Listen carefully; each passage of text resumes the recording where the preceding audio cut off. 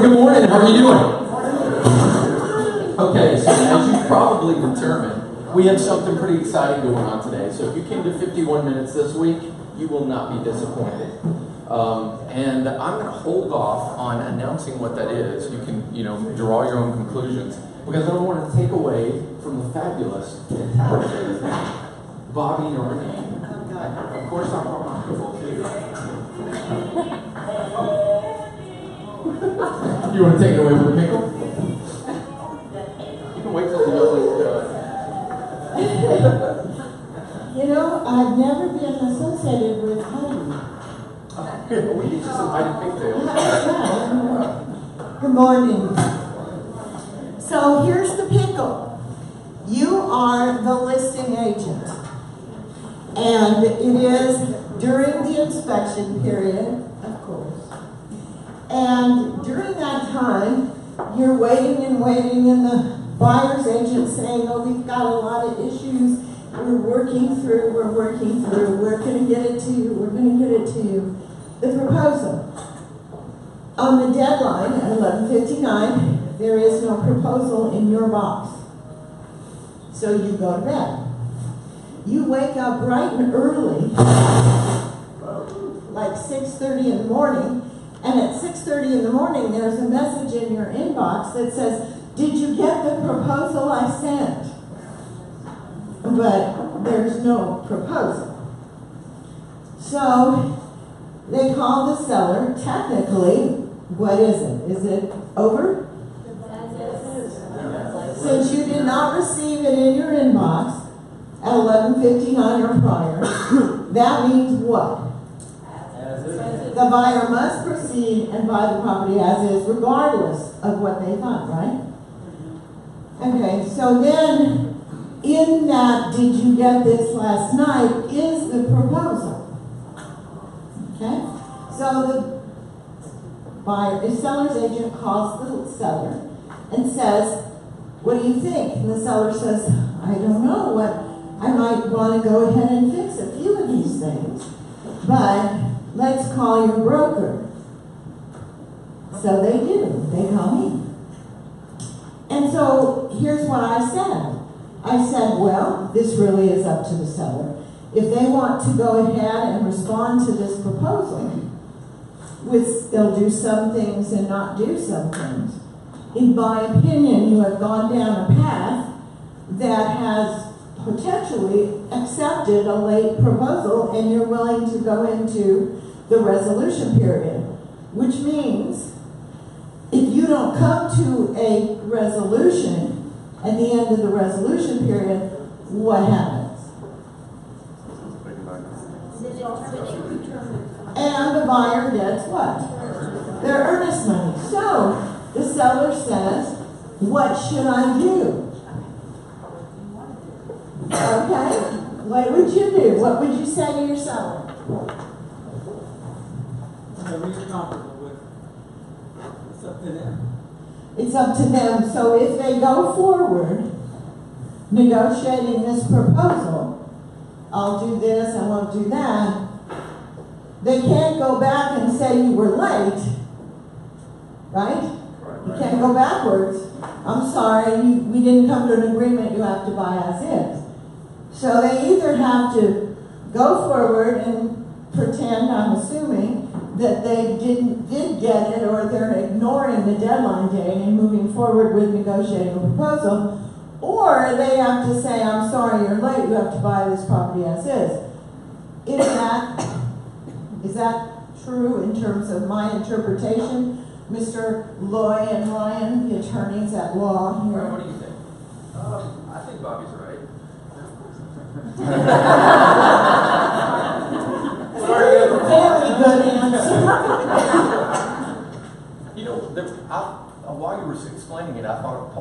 possible creative solution. Oh, look at those shoes. Don't you like them?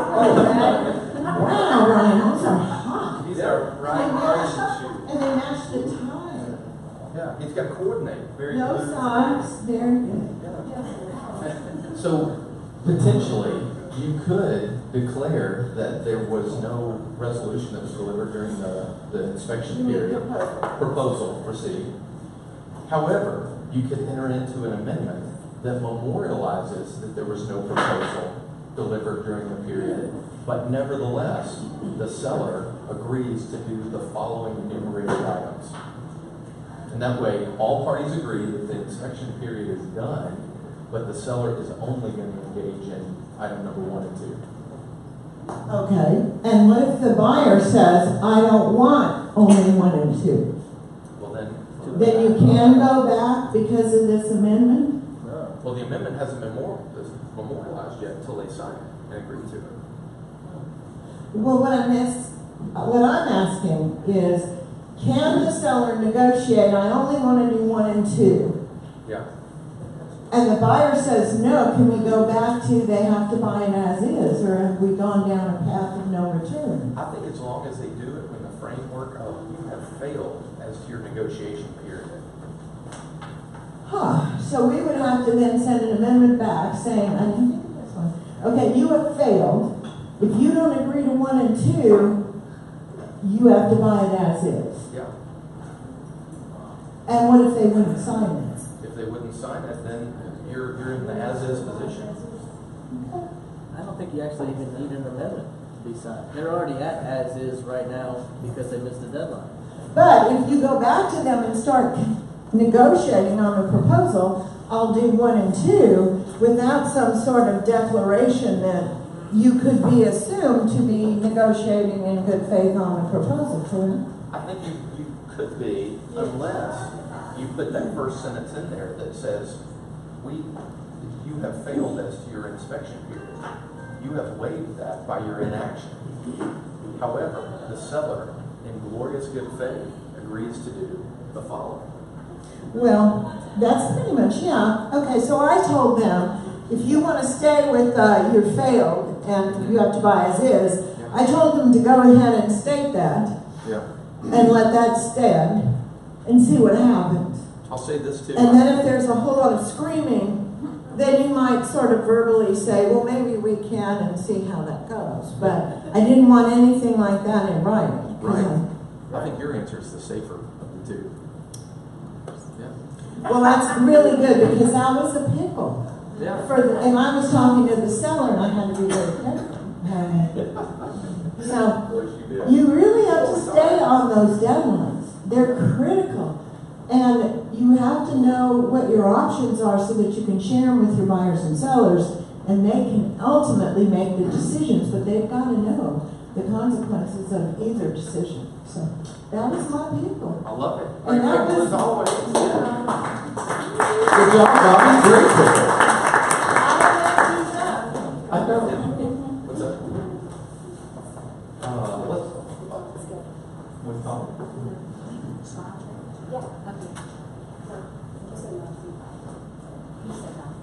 Yeah, okay. We're going to do Colin. That's fine. We'll get you next. Okay. All right, Colin, come on down.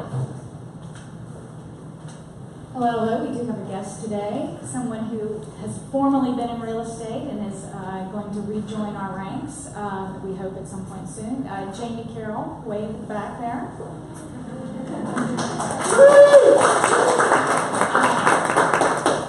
And we'll just let you take a moment to talk. And I will take a quick poll. Who's going to dinner by the bridge for the Greenways this week? I think we need to see more hands, so talk about how you're going to make that happen. 60 seconds, go. Hey, calm down quickly at the end of 60 seconds, because we got a lot to cover today.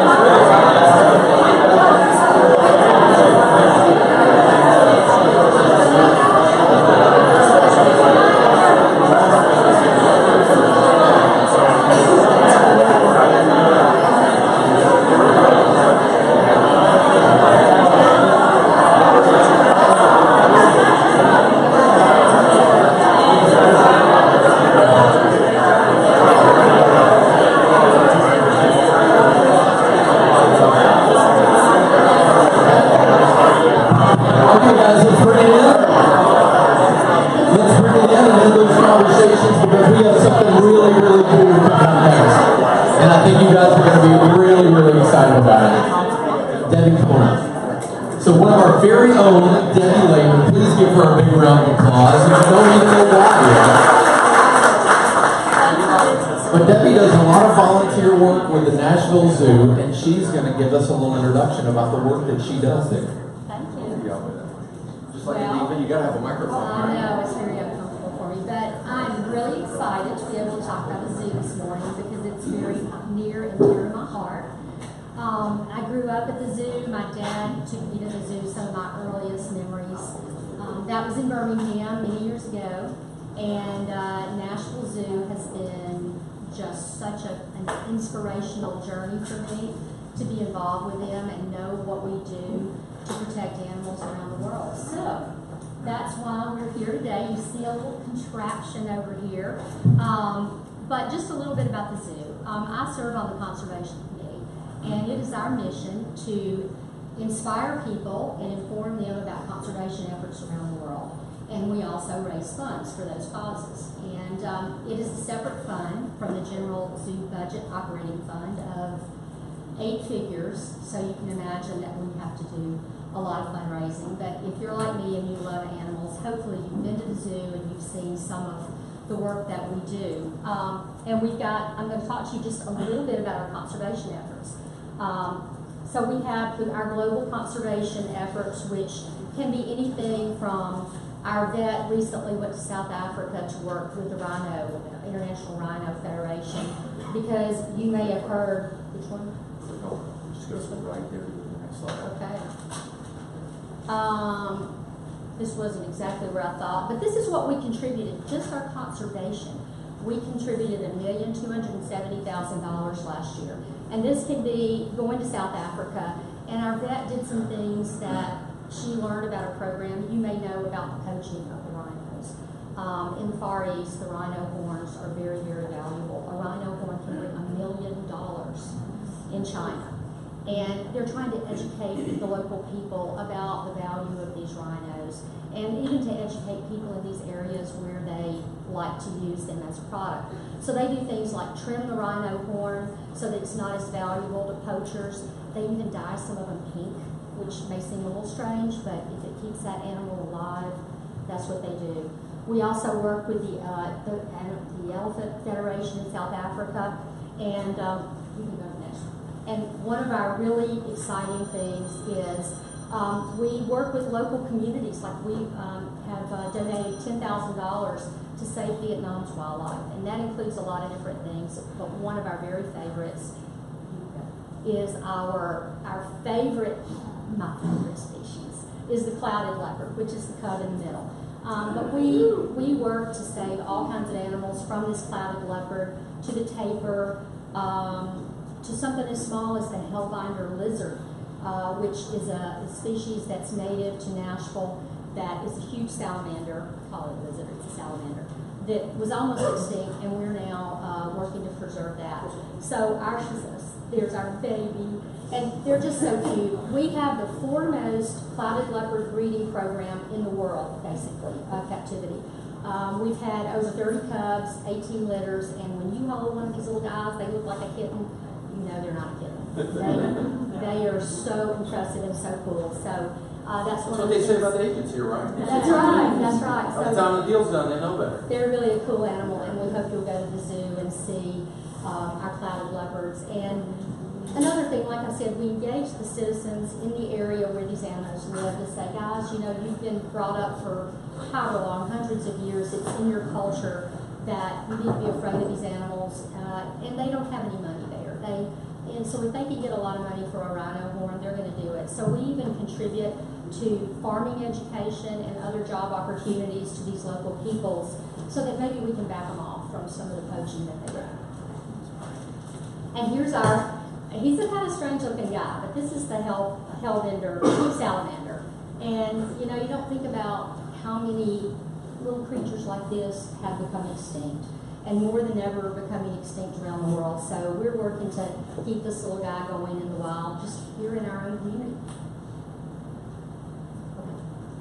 Okay, this is a great thing for villagers.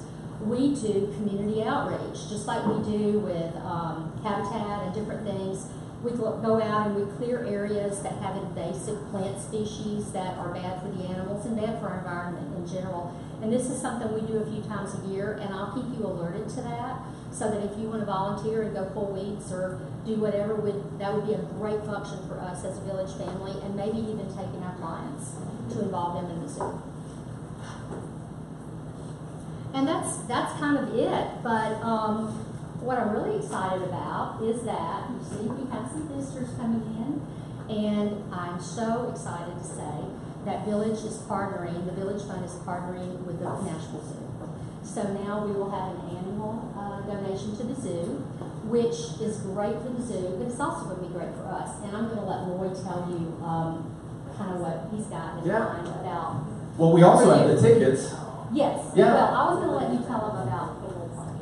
Yeah. Well, so I tell you what, let's do the thing. Thursday? Yeah, because that's this Thursday, and I'm so excited about It is. that. This Thursday, I don't know if you've ever been to Sunset Safari, but it is a really fun event. This year we've got about 50 restaurants. You pay one fee, you go in, you drink, you eat, you do whatever you want to do that's within All adult, right? legal limits, all adults, Yeah. 21 and over, so no kids. But it is so fun. Everything is spread out all over the zoo. As I said, eat, drink, we have music. And everything goes to supporting the zoo. We get very little funds from local government, so we need everybody. And we're giving away 2 tickets today. That's right. So Yeah. I guess put your card in a box. Yeah. So the way we're going to give away the 2 tickets is one is going to be given away in this general room right here. So put your business card in the bowl, and we're going to draw for one of those tickets here. Okay. The other ticket is going to be drawn from everybody that participates in our Bell Mead room over here. Now, what's going on in the Bell Mead room? Well, what's going on in the Bell Mead room? We've got a visitor that's going to be hanging out over here. Literally. Literally. Yeah. And you'll see her in a few minutes. And here is our cockatoo. And this is Robin, and she's one of our animal ambassadors, and I'm going to let her tell you about our... Not you, Lucille. I'll talk. Thank you. Yeah. Do you want to say something? No. Okay. I thought she wanted to take over for a while. You never know about Lucille. So this. Oh, she did once. Okay. Translation. Lucille Grace. That's right. Lucille Grace. She is a palm cockatoo from Australia. And many of you are probably familiar with cockatoos, but perhaps not in this color. They're pretty rare. They're pretty popular in Australia, just not here in the United States. There's just a handful. So we consider ourselves very lucky to have Lucille here. Yeah, she earned her middle name Grace, if you're wondering, and it's not because she's very delicate in the way she moves. It's quite the opposite. So she earned that when we first got her. She's about 3 years old. She's not considered to be an adult bird yet. She has to get a little bit different. She's got to grow in a little bit more color. So she'll have bright red cheeks, and her beak will be completely black. She's still got a few specks on her beak right now that are still growing in. When we first got her, she had a cream-colored beak with just a few black stripes on it. And it's fun to see her mature. You're being so quiet, I can't believe it. How old did she live to be? But that's a really good question. A lot of parrots can live to be 80, 100 years old. Palm cockatoos don't live quite so long, 40 or 50 years.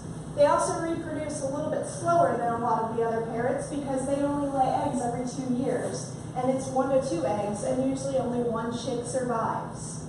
So very interesting in the way that they do that. And they have a very elaborate nest, and they have a great breeding ritual, or so they think. Maybe they have a breeding ritual. So palm cockatoos are drummers.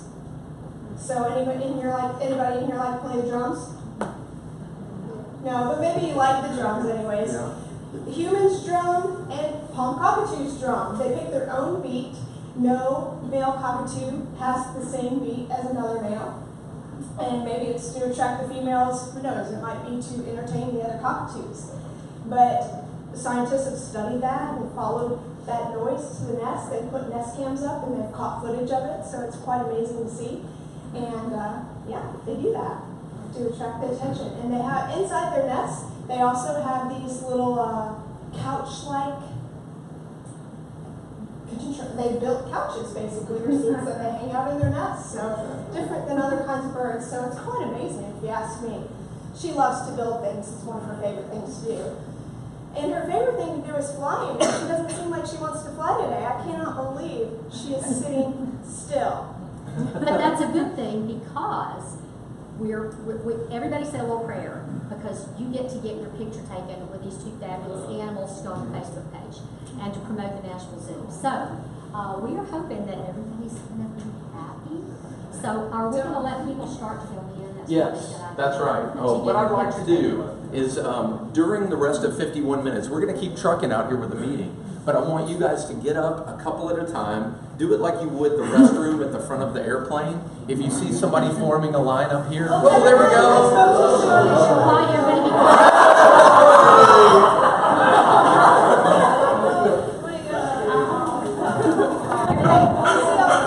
Be quiet, guys. Everybody. There we go.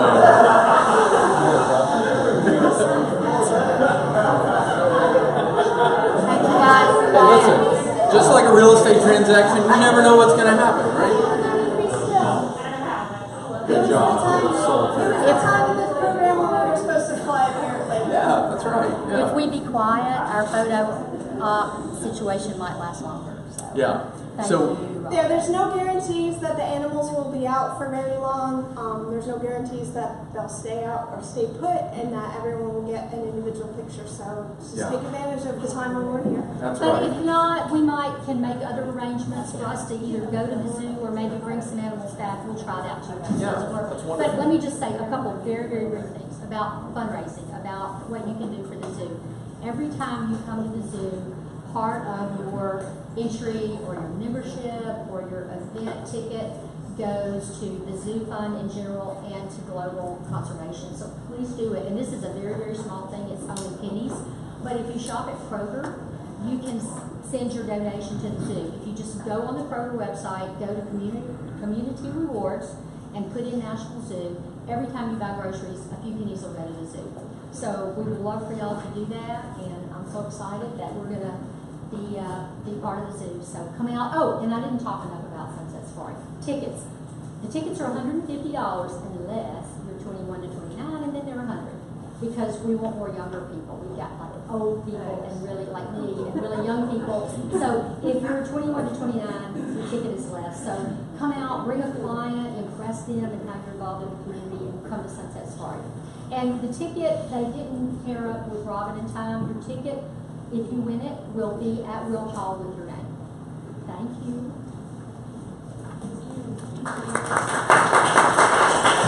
All right, thanks for that big round of applause for the zoo. We're really excited to have them here. And like we mentioned, or like Debbie talked about, if you were thinking, how is this really going to impact my business? When I started putting this project together and talking with Debbie, and thankfully they were gloriously accommodating, I said, what better way to promote Village, to promote your business, to promote the Village Fund and the Nashville Zoo all at once than to give you guys a photo op, okay? So if you guys are looking for something interesting to put in your 30-day touch, in your newsletters, in your social media, this is going to be a great opportunity to do it. You get to promote all four of those things all at once.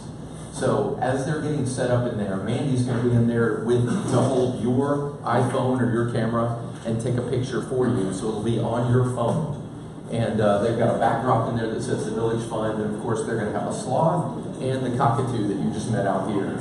So they'll take a few minutes to get set up. Yeah, the sloth is really, really cool. I think I've heard that a hug from a sloth lasts about 10 minutes. It's like a slow motion mugging that feels really good, you know? Yeah. So we're really excited about that. We're going to keep trucking out here, but remember, start a little line over here, no more than 2 or 3 people outside, so we can kind of stay engaged with 51 minutes while that's going on, okay? And where, Tammy, you're up. It's Mandy's in there, you're doing it by yourself. It's all me. Yeah. For a mere $5 to the Village Fund, you can have your picture made with me. Yay! Anything I can do to help. I think most of you in here know me. For those of you you that are new and you don't, and new to you, point you in the right direction, please come see us. We can also even filter some of the questions that you may have for John and Bobby, as long as they're not an actual broker question. Maggie and I both have been in the business for quite a long time, that we can sometimes answer those. So instead of hanging out and waiting for John, you can always run your question by us, and if it's something that we can answer, we will. But please come see us if you need anything. Come see us. If we have not met you, please come down and introduce yourself, because we want to get to know you as a person. So thank you so much. And like I said, for a mere $5, I'll be right outside the photo op booth. All right, guys, continue to power through our agenda. We've got Brian Carden up next with some castles and herds. Okay, can anybody tell me what the title is this morning? You can read it very easily. Why oh why to Airbnb? You're over here. Why oh why to Airbnb? Last week we had 2 presentations on new Airbnbs that are going to be built or going to be converted. That was pretty cool, wasn't it? And I'm thinking, how can I show you how to sell more? So I want to use my financial brain more so than my insurance brain this morning, and talk a little bit about what I've shown you a bunch of times, but there's a lot of new folks in the room. How many of you know what an asset class is? Lee, what is it? Well, it is a category of investment based upon, small cap, large cap, whatever category. Y'all follow that? An asset class is a stock, large or small, bond, international, corporate, government. Real estate is an asset class. If you've ever been in a 401k, you've got that pie chart that is full of different asset classes. So what we want to do right now, I want to show you how this works. There's 3 different asset classes that I'm showing. There's 3 characteristics. A stock gives you growth through appreciation, income through dividends. A bond, If they pay dividends. if they pay, but they're designed to over the long haul. Bonds give you no growth. They're designed to give you income, and if they're a municipal bond, like issued by a government, they're designed to give you tax advantages because they're tax-free. Real estate, does it give you growth? Yes. Does it appreciate? Yes. If you have an investment property, does it give you income? Yes. Does it give you tax advantages? Yes. Real estate is the only asset class that gives you all 3 characteristics of an asset class. It's the only one. So, as a question, would you rather have a big pile of money, or would you rather have an income you could not outlive? I like the pile of money. Because I'm not going to live very long. So No, you're going to be around Yeah. You're going to be around I'd 100. rather have income I can't have. What would you rather have? Income that I can't outlive. How many of you know musicians that get checks every month? How many of you remember your parents or grandparents that got a pension check every month? How many of you know anybody in this room that gets a pension check? You're one of the few. $22 a month. I don't. Sugar Mom. You cannot outlive $22 a month. So, I've shown this about a bunch of times. This is the Harvard Business Review. I'd like to think it's a pretty credible magazine. This is a Nobel laureate. He's pretty darn smart. He won a couple of Nobel Prizes, and he flat out says, the approach to saving is all wrong. We need to be thinking about monthly income, not net worth. So this man in this brain trust basically says a big pile of money is not going to get it done. So how many of you work with investors? Most of them are looking at what? Income now or income later? Income now. Primarily, they're looking at that rate of return. Why don't we position the real estate or the Airbnb purchase as another form of income you cannot outlive? Now, if you've got a plan for income you cannot outlive, are you that concerned with funding your 401k or your SEP or your IRA? I'm getting a bunch of blank stares. No. Okay. How many people do you know of are thinking about retirement? Have you thought about retirement in the last 48 hours? Yes. Everybody raising their hands, some are going, no, I'm going to think about it at all. What that means is everybody you know is a potential prospect. So now I want to call out my man on the street. Come here, Mr. Man on the Street. Me? Yes, you. Oh. So here's how this goes. You're in a conversation with a friend, and you just say, so I'm curious, how often do you think about retirement? How many minutes are there in the day?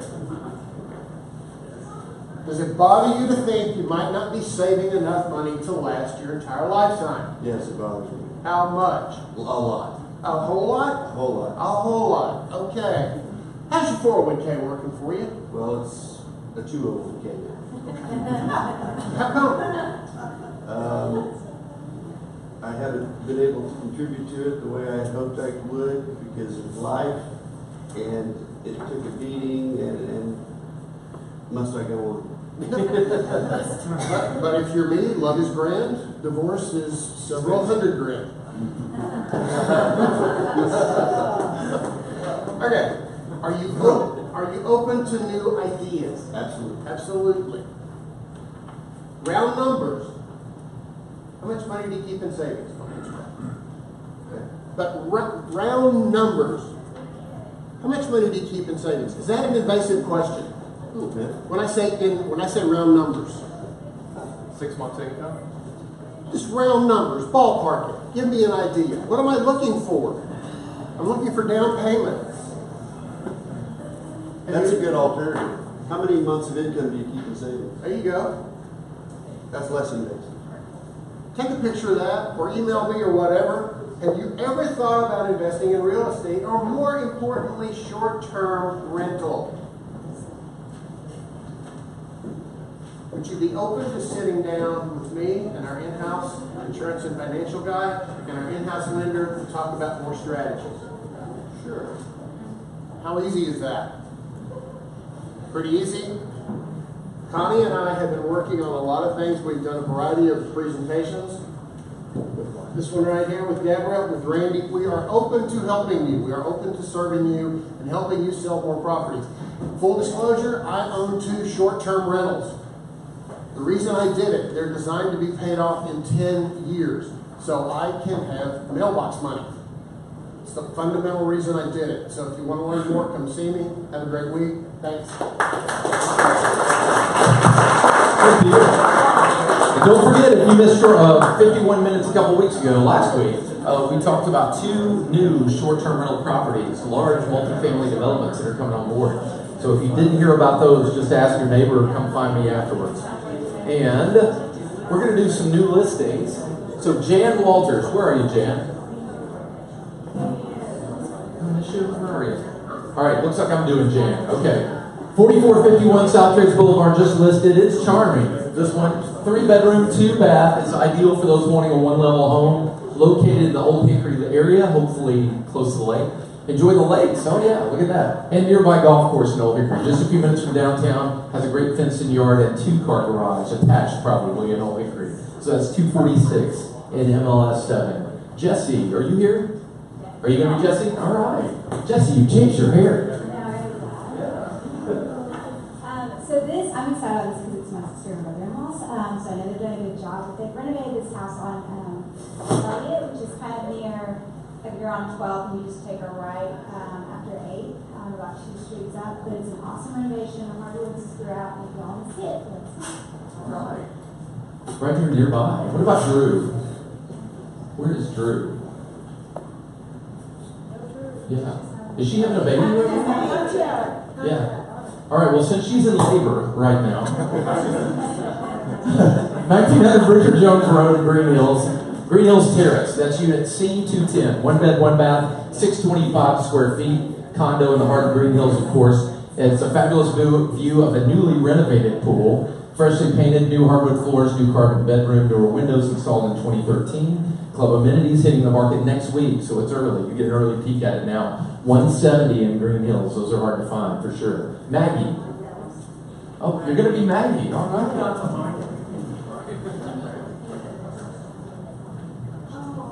Okay, I'm just going to read these and add one comment. 1905 Hyman Street, Elizabeth Park. Beautiful new construction, one level living. This is not a tall skinny, nor is an HPR. So that's sort of shocking right there. Right, open floor plan deck, gorgeous finishes, 5 minutes to everything. But live next week, or live next week. I'll live day to day.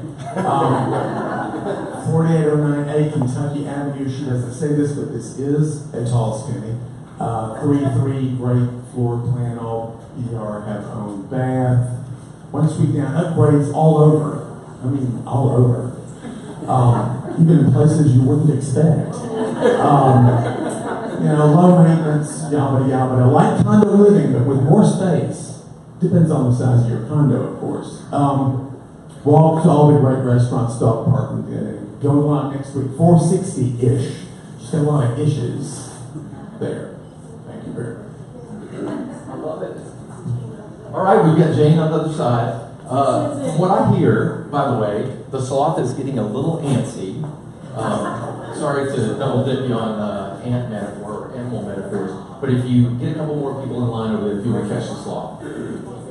This is in Englewood, 3837 Saunders Avenue. It was a home built in 2007. So it's not brand new, but it's not old by any means. It's primarily one level, almost 2,000 square feet, 3 bedroom, 2 bath. The only thing that's up on the second floor is an upstairs bonus over the garage. So, but what makes it particularly unique is that it sits on like 3/4 of an acre. So if you have buyers who want that kind of space, show it. Thank you. We'll go live probably tomorrow. And David. Right back to David. We should have seen that.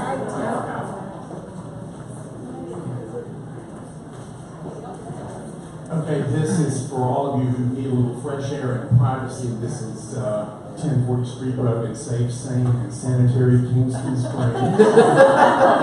It's 1352 square feet. It's a really gorgeous lot, deep in the trees, quiet, but mere steps, and I'm talking not that many steps from canoeing on the Harpeth, 20 to 30 minutes from town, depending on what you consider town. By canoe? Longer by canoe, but possible. Okay. If you think Bellevue is town, it's probably 15. It's solid, it's a little rough around the edges, but basically solid meets it's 2:30-ish, live Thursday or Friday. I love it. Barbara. Right there. Hi, I'm getting ready to put these next to you on the market. 1003 Maplehurst is at the corner of Leland and Maplehurst. It's a 3-bedroom, 2-bath, 1,275 square feet. Kind of small lot, but it's a fenced backyard with a deck, a 1-bedroom, 1-bath down, and 2 bedrooms, 1-bath up. Let's see what else. And 449, and you can show it today if you want to. I won't probably won't put it in until later today. It is being used as an Airbnb right now, so it can be furnished. If you know of a college person, probably parent to buy, it would be a great package that way. The next one is a 2-2 at the Hillmont. It's a 7-floor unit. It's all open. It does overlook the pool. Let's see, about 1,200 square feet. It's all open except for the 2-bedroom on either side. That's 265. All right. David. Just got a text from Maggie Bond, the Hyman Street listing she wanted me to say has a large, partially finished basement. Well, that is so special. And partially finished. All right. And in an accidental dovetail of material, we have Carolyn Dean coming up to talk to us about a short-term rental opportunity, right? Don't you guys have some short-term rentals over there? We do. Can you possibly believe there are twins in there? Yes. Can we have Barbie party if we do this? Try to. Hey guys. Danielle's passing some around, but we'll get 2 stacks going. So last week, I think you all heard about Contralto and Monroe Square, and we're going to kind of touch on this again.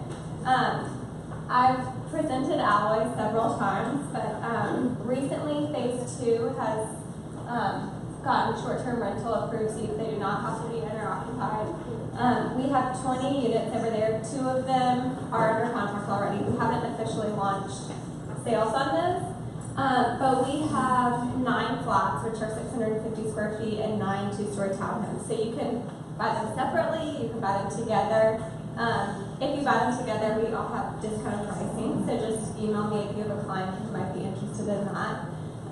We also have some flats that are zoned commercial. So not only Airbnb, but they can be leased out as commercial space. So you kind of have endless opportunities on how you use these. It's these 2 buildings if you've been over to Alloy. So they'll be ready in October. The flats are all $239.9 and the townhomes are $369.9. But again, if you buy both, then we will offer some discounted pricing on those. And that's all pricing, so do not look at that. And then Danielle presented Monroe Square, I think, but might talk about that a little bit. Yes, this is the one that I emailed and posted on the Village exclusive page. We found out that the zoning allows for non-owner occupied short-term rentals. We've got lots 5, 6, 7, and 8 finishing up in about a month, starting at $474. They're all 3 bedrooms, 3 baths, covered rooftop decks, 2-car garages, downtown views, and just 2 blocks from Germantown. So great location for a short-term rental. And then we also presented last week Contralto. That's the new development on Church Street. It's 52 condos with amenities. And we are starting pre-sales right now and will be finished in 2020. And so contact anyone on the sales team if you want some more information. Yeah, we'll have these slides too in a PDF format that we can email to you guys if you want to send them out to your clients and just show them what short-term rental opportunities we have. So if you do want more information, just reach out to one of us or anyone on the sales team. Thank you. Awesome. And as a reminder, don't forget that we have all of our development packages on Tribus in Dropbox and the Google Drive. So you can always go there to find all of this collateral information on our developments. So don't forget about that piece. Oh, Kanye's up next. Come on down, Kanye. It's hard to follow a sloth, isn't it? Yeah, I'm talking about that. Yeah. Okay, so I have some exciting news. We have a program that we're introducing, probably be out next month. It's a down payment assistance program that First National Bank is offering. We're working with affordable housing, and it's up to $10,000 for, it doesn't have to be a first-time home buyer. So for your home buyers, there are some income restrictions. We're offering it in Davidson County, Williamson, Maury, and then anyway, for down payment assistance to be used for closing costs over down payment. Basically, it's for FHA and conventional loans. And this is huge because, like, right now with the THGA loans, if any of you guys are using that program, it's only for FHA. I mean, they do have a conventional loan that THGA offers, but you have to have actually 22% down. So it's like, what's the point? So this program actually can be used with conventional loans. We have the Home Possible and Home Ready programs that only require 3% down for first-time home buyer, and that's a conventional loan. So especially if your buyers are looking at condos, if they have to have down payment assistance or need that, the condos have to be FHA approved if they're using THGA. So this program can be used for those conventional loans. And again, it's $10,000. So we're really excited about this. This is for again, we're doing this with affordable housing. There are some income restrictions, so we're going to have this available hopefully next month. Do you have an idea of the income restrictions? Yeah, it's 80% of the HUD median income level, so it's like $59,900 for Davidson County. But it's only also, we only have to use that for the qualifying borrower. So whereas THGA, you have to use the household income. So it's only the person that's qualifying that we have to use that for. So You tell them what the minimum credit score would be. we don't have a minimum credit score. Yeah. So there are, and again, it's a little bit more expanded than some of the THGA programs. But so we're really excited about this. This is something that... Is there a payback? They'll do the payment back? It's very similar to the THGA, whereas there's no payment and no interest. It's a 0% interest rate. So there's no payment during that period, but whenever they sell the home or refinance, they do have to pay that back. And do they have to live in that property so many years, a minimum of so many years? Just like, yeah, within, they have to live in it within a certain period of time for a year. But they're not the restrictions like the THGA where it cannot be rented. It's just whenever they sell the home, it does have to be repaid. Okay, so there's no sunset. It's, if you live there long enough, it doesn't go away, like in some. Correct. Yeah. Okay, so if there's no minimum credit score requirement, how does a person qualify? Well, they still have to qualify for a conventional or an FHA. So whatever loan that they're using with it, they'll have to qualify under those terms. Okay? But then we can, there's not a specific, like THA has a 640 credit score that you have to qualify for that program. Even though on an FHA loan, you can get an FHA loan with a 580 score. So as long as we can get the approval on whatever program that they're applying for, then we don't have an overlay for a restriction on that. So, Are there additional closing costs for this? there are going to be some additional closing costs, a fee, very similar to the THGA. I think THGA is like 1.25%. So some of these details we're still ironing out, but we plan on having this available hopefully in October. So bring them on. That's awesome. Love new products like that. All right. It's going to get more people in the marketplace, that's for sure. Ryan, come on down. What have you got going on besides those shoes? Yeah. Hey, by the way, our boy Ryan just got back from Ibiza. Is that right? Where else did you go? Full of Europe, Italy. Tour of Europe, and this was what kind of celebration? Honeymoon. Honeymoon, all right. So I guess the whole wedding is officially done now. So it's on to pregnancy, right? Except the credit card bills. Credit card bills are still here. Oh, okay, all right. Well, let's see if we can get you some business. All right. All right, so who here has found your client the most perfect home? You're ready to get under contract, and you find out that the seller is forcing you to close with a different title company. Show of hands, who's had that happen to them? We see it around. So I want to kind of dive into that and figure out why they're doing that, and actually let you know that you guys are in the driver's seat, and you can get around that if you wanted to. So a couple reasons about why sellers and builders, mainly it's builders that do that, is primarily they want their folks, their trusted service provider, to be in charge of earnest money and producing settlement statements. But also there's another reason to that, is that just like being an agent today, there's people that are good at their jobs and there's people that are bad at what they do.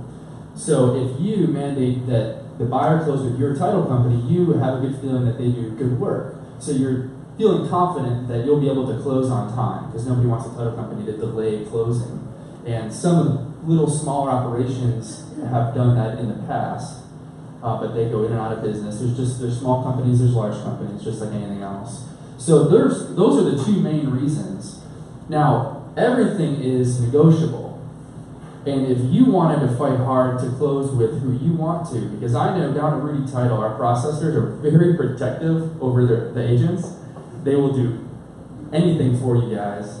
And sometimes that's good to have that bond and that you want to close with them. You feel comfortable. You can call them. They pick up the phone and talk to you, and you can hash out problems. They're there to stand up for you when we need to. So you can always try to negotiate with the builder or the seller and try to get that changed. And just talk to them and say, why are you mandating we close with your title company?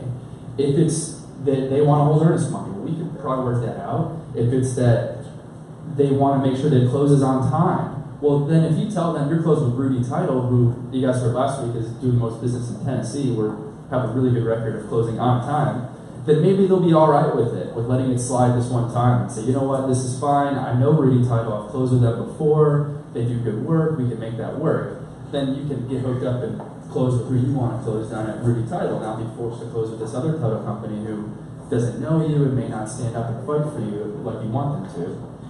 So just something to think about in that way. I do know that sometimes it does make sense to close with that other title company, which is okay. Sometimes the builders are throwing in a really sweet deal and they just won't come off of it. So that's all right. As Lloyd used to say, sometimes we see other people, right? He used to say it all the time. Definitely seeing other people sometimes, yeah, right. But just know that just because they say that initially does not mean that it has to stick with it on every closing. You can negotiate and try to work some of that out. So just keep that in mind. We want to try to help you guys out as best we can. Have a good week. All right, for our last guest today, of course, it's Ken Cersei. Shut down the show. How many of you are having a record year this year? Yeah, that was one. How many? Yeah. How many are not having a record year? I am not having a record year, so that's why this is a topic near and dear to my heart. Everybody expects our trend lines to be up and to the right, like every year better, bigger, and so on. But we're all encountering a little bit of a tough market. And I've got some suggestions for getting through this. First off, have an attitude of gratitude. Be thankful for your previous year or your current year, whichever is your best. Give thanks to your current and your previous clients to stay in touch with them in part. Take stock. Where do you stand in terms of your skill level, your energy, your optimism? How well does your strategy align with the current environment? Maybe you prefer circle of influence sales, but newcomers are circuiting these. I actually heard a story last week and speaking with a realtor that she lost $2.4 million in sales from one investor that went to a new family member in the business. And that new family member enjoyed a big payday, but they've had to go on to take a job now because they didn't have anything but that. So they just wanted to help that new realtor out. And they sold the property for $40,000 under market. So that customer's desire to help somebody out cost them personally $40,000 in income. And the realtor they helped is now, working at Walmart or whatever. So that's a sad story, but that kind of gets how that affects me is she's not selling as many warranties as she used to. So, and that's probably why. Maybe you prefer to work with sellers, but all of a sudden it's a buyer's market, or you hate social media, but others are having a lot of success with it.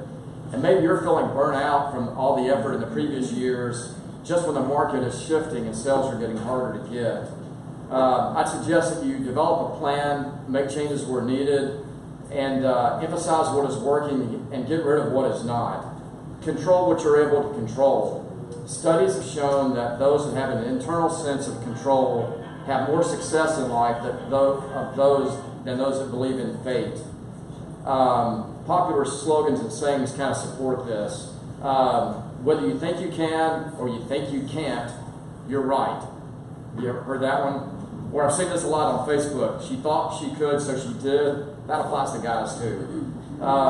In terms of my work, my own growth this year has stalled. And I realize I need to schedule more one-on-one meetings with realtors. I've got too much white space on my calendar. You can really do my job like a bread route. And I had a lot of success over a number of years doing that. I just go from office to office to office, seeing who you can.